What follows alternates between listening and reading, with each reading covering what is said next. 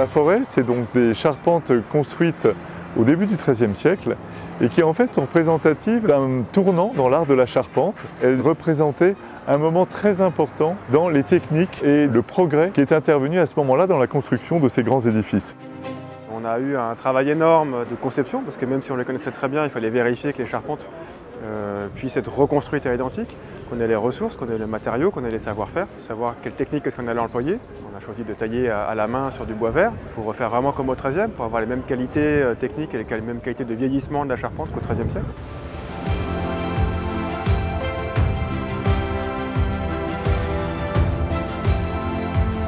On a commencé à lever cet été là. À la fin de l'été, fin août, début septembre, on vient de lever la ferme numéro 9 et c'est une ferme principale. Et puis ensuite on va devoir changer un peu notre méthodologie pour l'abside qui est une charpente un peu différente. Toute la charpente a été montée à bord de nos ateliers, puis démontée. Et ensuite on a fait des sortes de paquets qu'on a ramenés ici à Notre-Dame. Et au pied de la cathédrale, on a remonté ces fermes, là, ces grands triangles, on les a assemblés sur des plateformes. Et une fois que la ferme est assemblée, on la lève à la grue pour venir la poser à son emplacement définitif sur le sommet de la cathédrale. Une ferme comme ça, elle pèse entre 4,5 tonnes et 5 tonnes. Pour vous donner une idée, elle a été taillée il y a environ 6 mois. Et là, quand on la lève et qu'on la grute au sommet de Notre-Dame, au millimètre près, les assemblages viennent et correspondent. Ça veut dire qu'en atelier, les charpentiers ont fait un travail remarquable. Et sur le levage également, les grutiers qu'on a à Notre-Dame, on apprécie beaucoup de travailler avec eux parce que c'est un travail très fin, un travail de précision.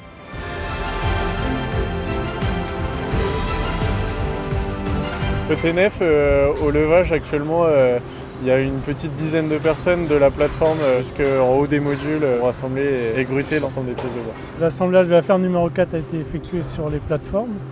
Et là, il y a eu le levage par grutage et la mise en place sur les sablières.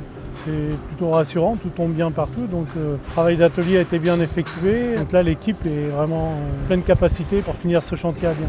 Toutes les équipes mènent un travail remarquable de logistique pour organiser le travail en hauteur, en sécurité. Les deux équipes de charpente avec qui on travaille, les équipes de Paris Charpente et Rialan, font un travail qui est remarquable. C'est eux qui ont conçu les passerelles, c'est eux qui organisent ici sur le chantier tous les grutages. Moi, je suis admiratif de voir comment les trois entreprises ici sur la nef s'assemblent, travaillent dans de bonnes conditions pour faire du bon travail. Et ça fait chaud au cœur, c'est beau à voir en tout cas.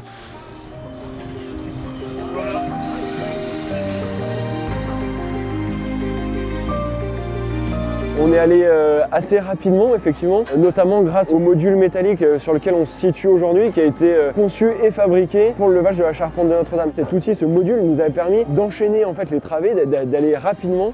Et donc c'est bénéfique pour nous évidemment, mais surtout pour le chantier de Notre-Dame. Aujourd'hui, on se réjouit de voir ces belles charpentes. C'est aussi une grande réjouissance pour nous de voir qu'elle est là et qu'elle va tenir son rôle de charpente de Notre-Dame de Paris. Ça paraît même incroyable, un chantier de cette envergure-là, tellement la conception a été bien pensée au départ. Et là aujourd'hui, avec tout ce qui a été mis en place, ça amenait une sécurité au niveau des charpentiers, on a l'impression d'être seul sur le chantier. Ça nous donne une liberté dans le levage qui est appréciable et qui nous fait gagner du temps aujourd'hui. Et en plus, grâce à ces plateformes, le public peut voir depuis la rive gauche les fermes s'élever.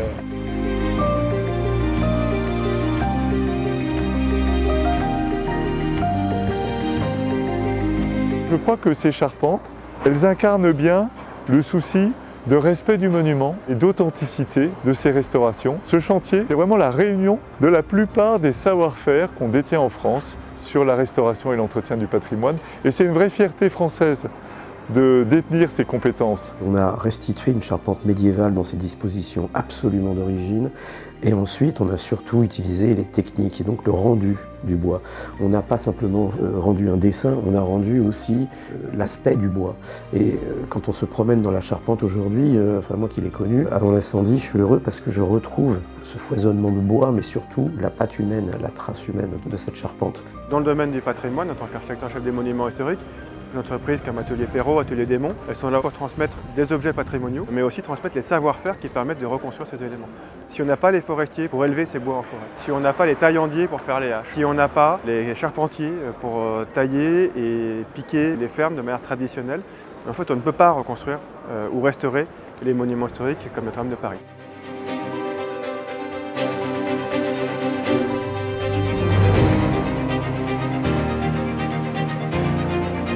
Là, c'est l'aboutissement de d'une vie en fait. Je travaille le bois depuis des années, mais savoir choisir un arbre, le transformer, puis le voir ici aujourd'hui, c'est une première quand on refait un monument en bois. D'habitude c'est toujours du béton ou du métal. Voir que c'est possible, et il y a un an on coupait le premier arbre. Et là on est quasiment à la fin de la pause. Donc ça c'est extraordinaire. On prouve au monde entier qu'on n'a pas perdu notre histoire et qu'on est capable de reproduire tous les monuments qu'on a dans notre patrimoine français.